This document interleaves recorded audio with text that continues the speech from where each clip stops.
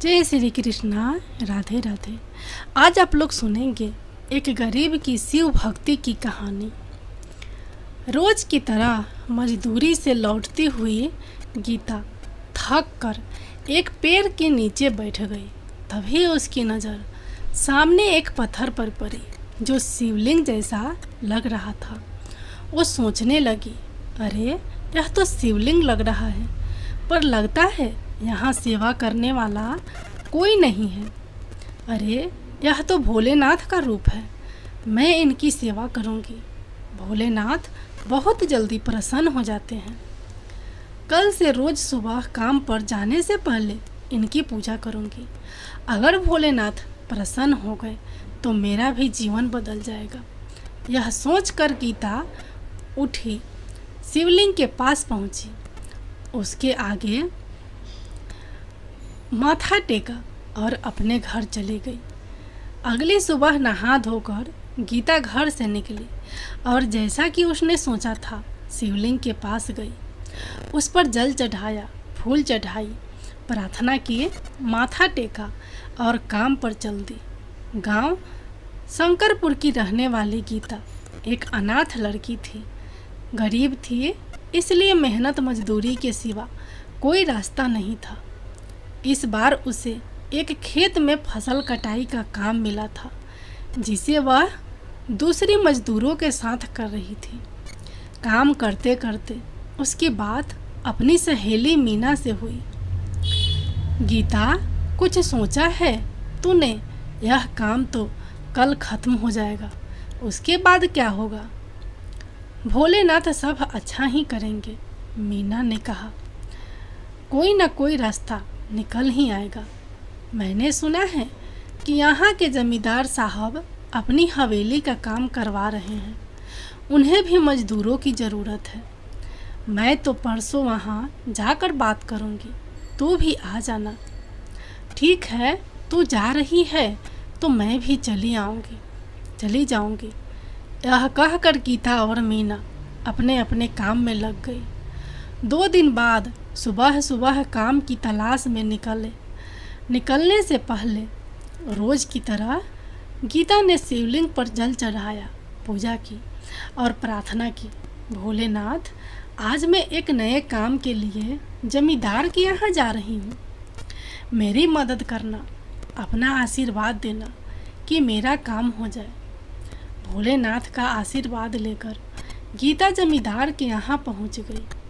जमींदार ने गीता को काम समझाया। देखो भाई, हमारा घर बन रहा है, यहाँ कुछ मजदूर की ज़रूरत है।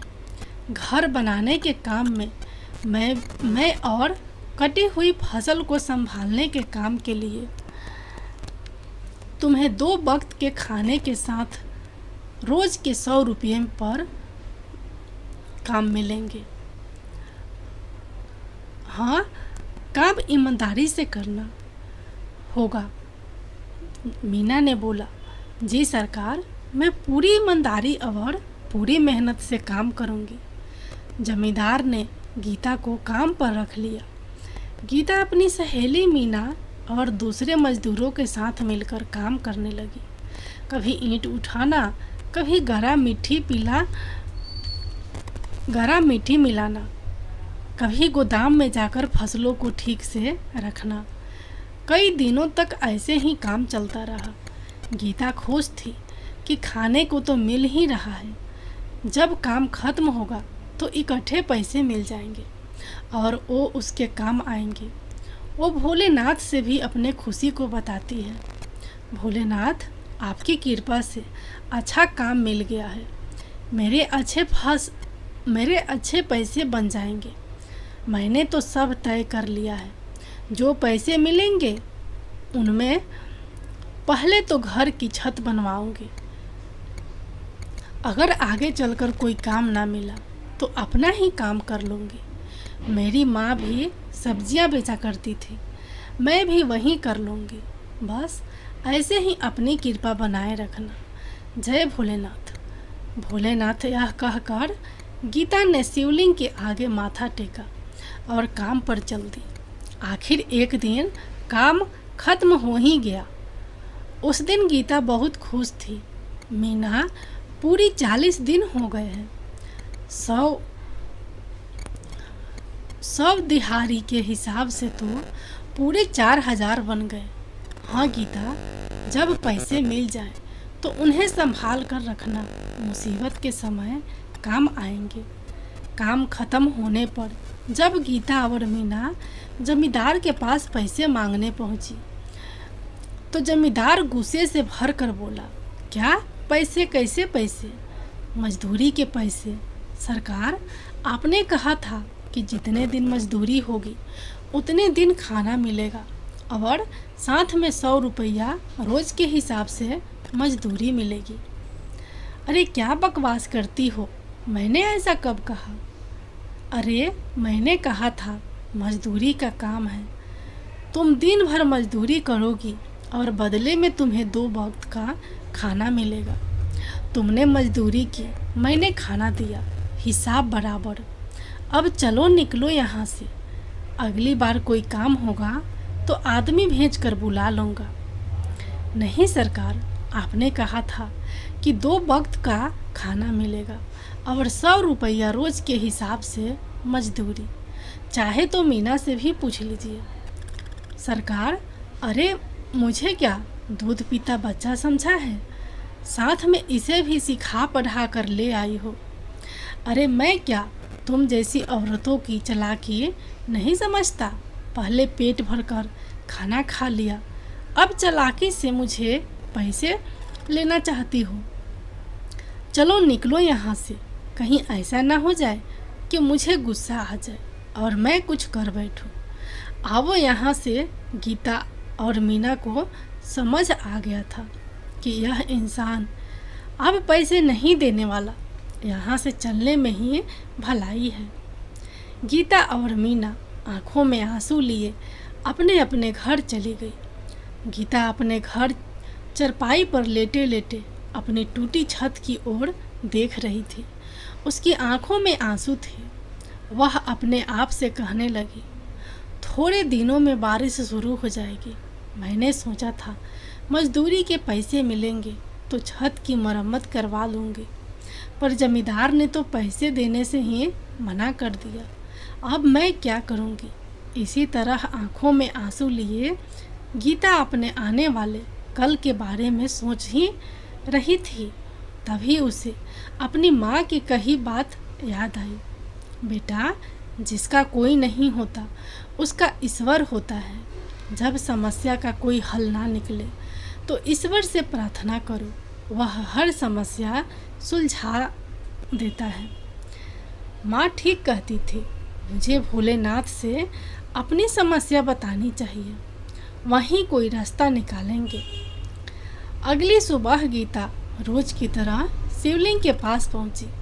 जल चढ़ाया, बेल पत्ते और फूल चढ़ाए और आंखों में आंसू लिए प्रार्थना करने लगी, भोलेनाथ, मेरे साथ अन्याय हुआ है। मेरी 40 दिन की मजदूरी जमींदार ने मार ली है, मुझे मेरी मजदूरी दिलवा दो। भोलेनाथ, रोते रोते गीता ने अपना सिर भोलेनाथ के आगे टिका दिया। तभी गीता के कानों में आवाज़ पड़ी, उठो पुत्री। भोलेनाथ, आप? हाँ पुत्री, मैंने तुम्हारी प्रार्थना सुन ली है। तुम चिंता मत करो, मेहनत की कमाई कभी कहीं नहीं जाती। तुम्हारी 40 दिन की भक्ति भी पूरी हुई है और 40 दिन की मजदूरी भी। तुम आराम से घर जाओ, तुम्हारी हक की कमाई खुद तुम्हारे घर चलकर आएगी। गीता ने अपने आंसू पोंछे और चेहरे पर मुस्कान लिए घर वापस आ गई। उधर जमींदार अपनी तिजोरी में नोट गिन गिन कर रखे जा रहा था। ये एक और गड्डी हो गई। अच्छा हुआ कि सारी फसल अच्छे दामों पर बाजार में बिक गई। गोदाम में पड़ी रहती तो देखभाल पर भी खर्चा होता और कुछ खराब भी हो जाती। किस्मत साथ दे तो ऐसे ही धन बरसता है। बढ़िया, ये एक गई अंदर। यह कहकर जमींदार ने तिजोरी का दरवाज़ा बंद कर दिया। बंद किया और खुशी से सीटी बजाता बाहर की ओर चला। तभी उसकी बेटी सुवेला अंदर आई। पिताजी पिताजी, मुझे कुछ पैसे चाहिए। बहुत दिन हो गए मैंने अपने लिए कुछ नए कपड़े नहीं खरीदे और मुझे कान के बूंदे भी लेने हैं। मुझे कुछ पैसे दीजिए ना। हाँ, क्यों नहीं, अपनी बेटी के लिए पैसे की क्या कमी है, अभी देता हूँ, रुक जाओ। जमींदार ने अपनी कमर में फंसी हुई चाबी निकाली और तिजोरी खोली और एक गड्डी उठाई। ये क्या, ये तो कोरे कागज के टुकड़ों की गड्डी लगती है। ये क्या हो गया, ये कैसे हो सकता है? जल्दी से उसने वो गड्डी फेंकी और दूसरी गड्डियाँ देखने लगा, पर सारी गड्डियाँ वैसे ही था। एक एक कर उसने सारी गड्डियाँ फेंक दी। कमरे में चारों ओर सफ़ेद कागज़ के टुकड़े फैल गया। यह भी कागज़ के टुकड़ा। ये मेरे साथ क्या हो गया? इतना बड़ा धोखा! मैं तो बर्बाद हो गया। यह क्या पिताजी, आपकी तिजोरी में नोटों की जगह यह सफ़ेद कागज़ के टुकड़े? अरे वही तो बेटी, समझ नहीं आ रहा यह हुआ कैसे? मैंने तो फसल बेचकर सारे नोट देख कर लिए थे। मेरे साथ बहुत बड़ा धोखा हुआ है बेटी। सारे पैसे मिट्टी हो गए। सारे पैसे कागज़ के टुकड़े में बदल गए। अरे घबराइए मत पिताजी, आपकी दूसरी तिजोरी में गहने तो पड़े हैं ना, उनके सहारे काम चल जाएगा। तुम सही कहती हो, बस उस तिजोरी में सब कुछ ठीक हो देखता हूँ। यह कहकर जमींदार ने अपनी दूसरी तिजोरी खोली, जिसमें गहनों की जगह सांप लड़ रहे थे। जमींदार की बेटी यह देखकर चीख मारकर बाहर की ओर दौड़ी। सांप पिताजी, सांप! जमींदार ने अपने डर पर काबू पाते हुए झट से तिजोरी का दरवाज़ा बंद किया और वह बड़ी बुरी तरह से रोने लगा। मेरा सारा सोना, सारे जेवर कहाँ गए? ये सांप के जेवर कैसे हो गए? ये क्या हो गया? मैं तो कहीं का न रहा। ये क्या हो गया? रोते रोते जमींदार की नज़र अपने सामने दीवार पर लगी भोलेनाथ की तस्वीर पर गई। वह तेजी से दौड़ा और रो रो कर कहने लगा, भोलेनाथ, भोलेनाथ, ये आपने क्या किया? भोलेनाथ, मैं तो पूरी तरह बर्बाद हो गया। अपने भक्त के साथ ऐसा करना आपको शोभा देता है क्या? तभी वहाँ तेज प्रकाश हुआ। जमींदार ने देखा कि साक्षात भोलेनाथ सामने खड़े हैं। और तुमने जो गीता मीना और दूसरे मजदूरों के साथ किया, वैसा भी कोई करता है क्या? दूसरों का हक मारकर कभी कोई नहीं पनपनाता। उसके सारे पैसे किसी न किसी बहाने पानी में बह जाते हैं, उसके काम नहीं आते। मुझसे बड़ी भूल हो गई भोलेनाथ, मुझसे बड़ी भूल हो गई। आप मुझे आदेश दें, आप जैसा कहेंगे मैं वैसा ही करूँगा। भोलेनाथ, हम तो ठीक हैं, सारे मजदूरों को उनका हक दो। जितने पैसों का वादा किया था उन्हें वो सब दो, और गांव में एक लंगर की भी व्यवस्था करो। कभी किसी मजदूर के पास खाने को पैसे ना हो तो वो वहाँ खा ही लेगा। ऐसा ही होगा भोलेनाथ, ऐसा ही होगा। तो जाओ देखो, तुम्हारा धन पहले जैसा हो गया।